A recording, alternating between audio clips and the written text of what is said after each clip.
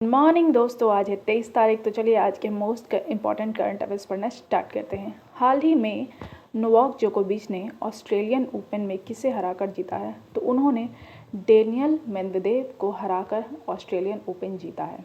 Novak जोकोविच ने 9वीं बार Australian open का खिताब जीता है। यह नोवाक जोकोविच का 18वां ग्रैंड स्लैम खिताब है। मेलबर्न में यह उनका 9वां ग्रैंड स्लैम टाइटल है। नोवाक जोकोविच सर्बिया के टेनिस खिलाड़ी हैं। दूसरा सवाल है, हाल ही में कौन सा देश पेरिस जलवायु समझौते में फिर से शामिल हो गया है? तो अमेरिका पेरिस जलवायु समझौते में फिर से शामिल हो गया है। चलिए पेरिस जलवायु समझौते से जुड़े हम कुछ मुख्य बिंदु डिस्कस करते हैं। यह जलवायु परिवर्तन पर संयुक्त राष्ट्र फ्रेमवर्क कन्वेंशन के अंतर्गत समझौता है। यह समझौता वर्ष 2015 में संयुक्त राष्ट्र के वार्षिक जलवायु सम्मेलन के दौरान 196 पक्षों की ओर से दिसंबर को पारित किया गया था। 4 नवंबर 2016 को यह समझौता लागू हो गया था। पेरिस समझौता का लक्ष्य वैश्विक तापमान में बढ़ोतरी को 2 डिग्री सेल्सियस से कम रखना है और 1.5 डिग्री सेल्सियस तक सीमित रखने के लिए विशेष प्रयास किया जाना है। तापमान संबंधी इस दीर्घकालीन लक्ष्य को पाने के लिए देशों का लक्ष्य ग्रीन हाउस गैस उत्सर्जन के उच्चतम स्तर पर जल्द से जल्द पहुंचना है, ताकि उसके बाद वैश्विक स्तर पर उसमें कमी लाने की प्रक्रिया शुरू की जा सके। तीसरा सवाल है, हाल ही में कौन सा राज्य महिलाओं को संपत्ति में अधिकार दिलाने वाला देश का पहला राज्य बन गया है? तो यह उत्तराखंड राज्य है। महिलाओं को पति की पैतृक संपत्ति में स्वामित्व देने के अधिकार के लिए सरकार ने अध्यादेश जारी किया है। चौथा सवाल है, हाल ही में किस राज्य की विधानसभाओं में 6 दशकों में पहली बार राष्ट्रगान गाया गया है? तो यह नागालैंड में किया गया है। चलिए नागालैंड से जुड़े कुछ हम मुख्य तथ्य पढ़ते हैं। 30 नवंबर 1964 को नागालैंड को भारत के 16वें राज्य के रूप में मान्यता मिलने की घोषणा की गई थी, जबकि 1 दिसंबर 1964 को आधिकारिक रूप से इसे मान्यता मिल गई। नागालैंड की राजधानी कोहिमा है, जबकि दीमापुर इसका सबसे बड़ा शहर है। नागालैंड से लगती है सीमा असम की, अरुणाचल प्रदेश की, म्यांमार की और मणिपुर की। नागालैंड में 1 से 10 दिसंबर के बीच हॉर्नबिल फेस्टिवल का आयोजन किया जाता है, जिसमें नागालैंड की संस्कृति देखने को मिलती है। तरह तरह के नागा पकवान, लोक नृत्य और कहानियाँ इस फेस्टिवल का खास हिस्सा है। नागालैंड में रहने के लिए आपको सरकार ने से इनर लाइन परमिट लेना पड़ेगा। किसी भी बाहरी व्यक्ति को यहाँ प्रॉपर्टी खरीदने की इजाज़त नहीं है। आप यहाँ स्थायी रूप से नहीं रह सकते। पांचवा सवाल है, हाल ही में कौन से संगठन ने अंतरिक्ष उद्यमिता और उद्यम विकास की पहल की है? तो इसकी पहल इसरो ने की है। इसका उद्देश्य स्टार्टअप्स और एमएसएमई को प्रोत्साहन प्रदान करना है। इसरो से जुड़े कुछ हम तथ्य पढ़ते हैं। इसरो का पूरा नाम भारतीय अंतरिक्ष अनुसंधान संगठन है। इसका मुख्यालय बेंगलुरु में है। इसकी स्थापना 1969 में हुई थी। डॉक्टर विक्रम साराभाई ने इसरो की स्थापना की थी।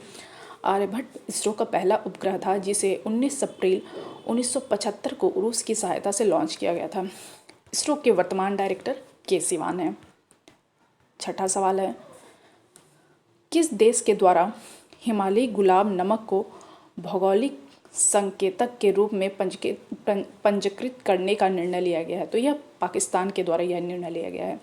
इस नमक को पंजाब में साल्ट रेंज से निकाला जाता है। सातवां सवाल है, हाल ही में कहाँ साइंस सिटी परियोजना स्थापित करने की घोषणा की गई है? तो इसकी घोषणा उत्तराखंड के देहरादून में की गई है। उत्तराखंड से जुड़े हम कुछ तथ्य पढ़ते हैं। भारत का सबसे पुराना park Jim Corbett national park Uttarakhand के नैनीताल जिले में है। इसकी स्थापना 1936 में हुई थी। शुरुआती में इसे हेली नेशनल पार्क के नाम से जाना जाता था। इसकी राजधानी देहरादून है। सबसे बड़ा शहर देहरादून है। उत्तराखंड में कुल 13 जिले हैं। उत्तराखंड का गठन 9 नवंबर 2000 को हुआ था। उत्तराखंड के राज्यपाल हैं बेबी रानी मौर्य। मुख्यमंत्री हैं त्रिवेंद्र सिंह रावत। विधानमंडल 1 सदस्यीय है। विधानसभा में 71 सीटें हैं। राज्यसभा में 3 सीटें हैं। लोकसभा में 5 सीटें हैं और उच्च न्यायालय उत्तराखंड उच्च न्यायालय है। आठवां सवाल है, हाल ही में कहाँ ट्रांसजेंडर डेस्क स्थापित की जाएगी? तो यह हैदराबाद में स्थापित की जाएगी। नौवां सवाल है, अंतर्राष्ट्रीय मातृभाषा दिवस कब मनाया गया है? तो यह 21 21 फरवरी को मनाया गया है। इसका उद्देश्य भाषाई और सांस्कृतिक विविधता और बहुभाषावाद के बारे में जागरूकता को बढ़ावा देना है। 10वां सवाल है, विश्व पेंगोलिन दिवस कब मनाया जाता है? तो यह फरवरी के तीसरे शनिवार को मनाया जाता है।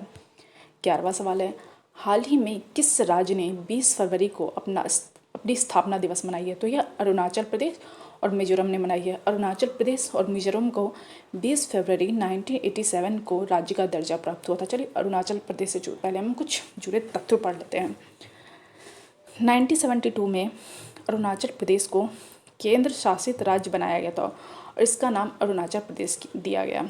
20 फरवरी 1987 को यह भारतीय संघ का 24वां राज्य बनाया गया। अरुणाचल प्रदेश की राजधानी ईटानगर है। इसके राज्यपाल हैं BD मिश्रा, मुख्यमंत्री हैं पेमा खांडू। राज्यसभा में अरुणाचल प्रदेश की 1 सीटें हैं, लोकसभा में 2 सीटें हैं। उच्च न्यायालय गुवाहाटी उच्च न्यायालय है और अरुणाचल प्रदेश में कुल 25 जिले हैं। चलिए मिजोरम से जुड़े कुछ मुख्य बिंदु हम पढ़ते हैं। मिजोरम पर्वतीय प्रदेश है। फरवरी 1987 को यह भारत का 23वां राज्य बना था। 1972 में केंद्र शासित प्रदेश बनने से पहले तक यह असम का एक जिला था। मिजोरम की राजधानी आइजोल। जिले हैं कुल 8। राज्यपाल हैं PS श्रीधरन पिल्लई।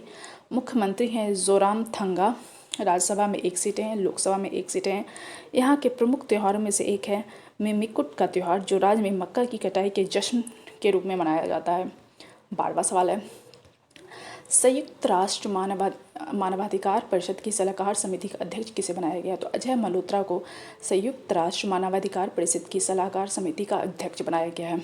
संयुक्त राष्ट्र मानवाधिकार परिषद का मुख्यालय जेनेवा स्विट्जरलैंड में है। इसकी स्थापना 2006 में हुई थी। इसके प्रकार यह संयुक्त राष्ट्र प्रणाली अंतर सरकारी निकाय है। इसके प्रमुख हैं जोआक्विन अलेक्जेंडर माजा मार्टेले, जो परिषद के अध्यक्ष भी हैं। पैतृक संगठन है संयुक्त राष्ट्र महासभा। तो चलिए दोस्तों, अगर आप लोगों को मेरा वीडियो पसंद आया हो तो इसे लाइक कीजिए, शेयर कीजिए एंड सब्सक्राइब कीजिए। Thank you.